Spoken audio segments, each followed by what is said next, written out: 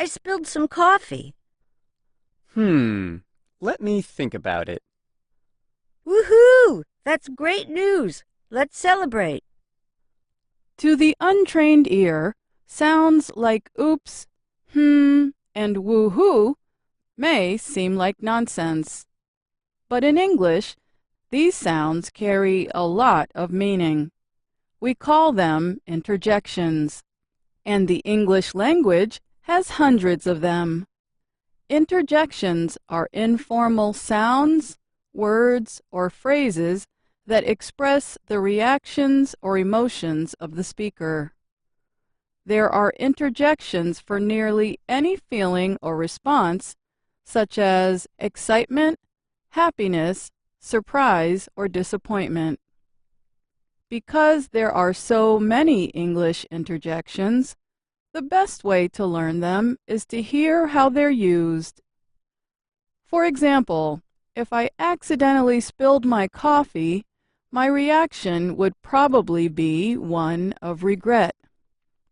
So, I might say, oops. Listen to how it is used. Oops, I spilled some coffee, but don't worry, I'll clean it up.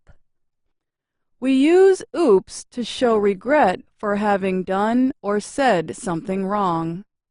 It's like saying, I made a mistake.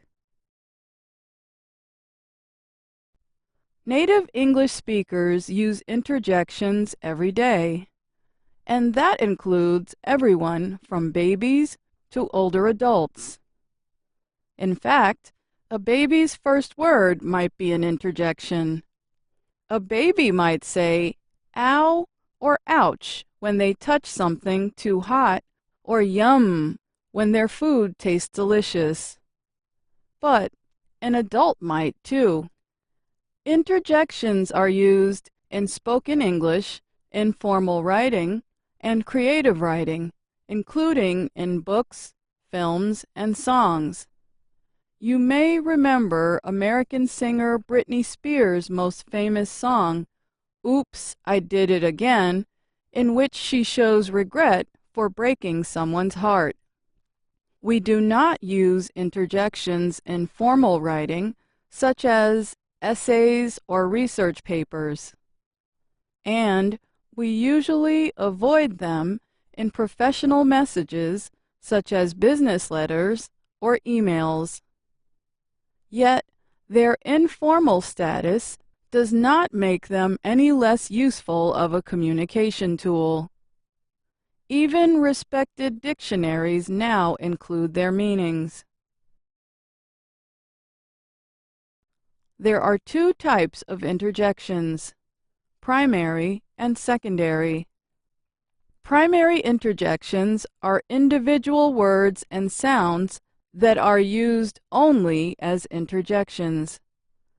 They have no other meanings or uses, such as the words from earlier in our program, oops, woo-hoo, ow, ouch, and yum.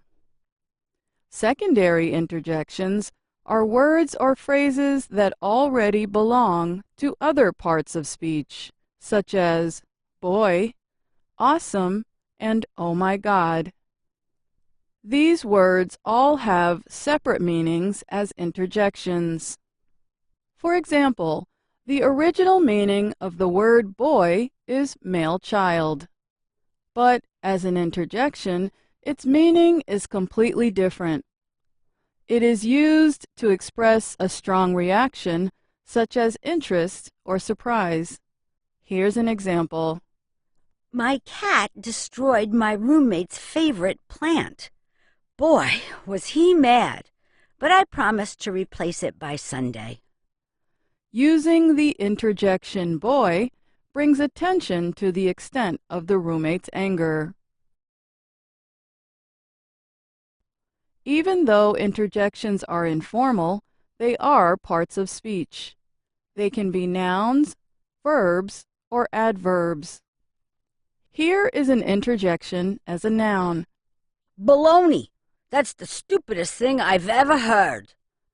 Using the word baloney is a direct, and somewhat confrontational way of saying, I don't agree with that. As a verb, Get out! The tickets sold out in 15 minutes? That's impossible.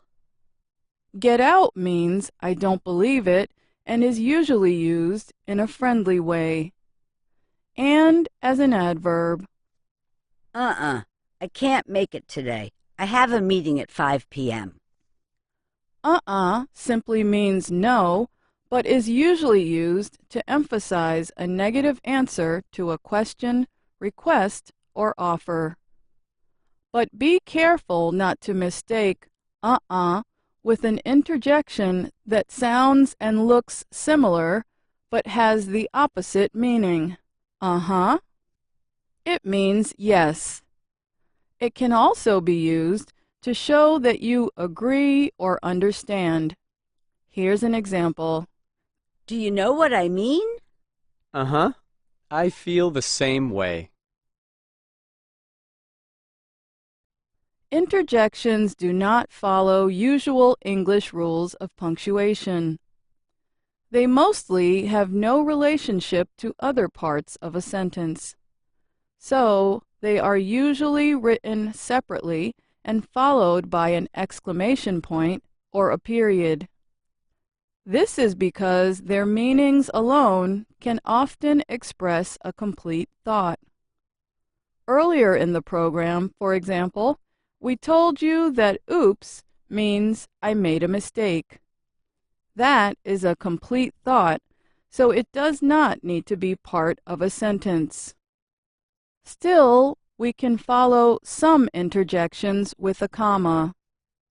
You could, for example, write, oops, I spilled some coffee, with a comma following oops instead of a period or exclamation point. The punctuation usually depends on the emotion you are expressing. To show excitement, we usually use an exclamation point after an interjection, which keeps it separate from sentences. Okay, now let's learn a few more common interjections. If something is generally unpleasant, whether in appearance, taste, or smell, you can say yuck, ew, ick, or blech. If you want to say something tastes or smells good, you can use or yum. If you are frustrated or upset about something, you might say ugh or arg. One thing to note, different parts of the United States may use different interjections. Listen again to the example with baloney. Baloney! That's the stupidest thing I've ever heard. The word baloney is most common in the northeastern United States.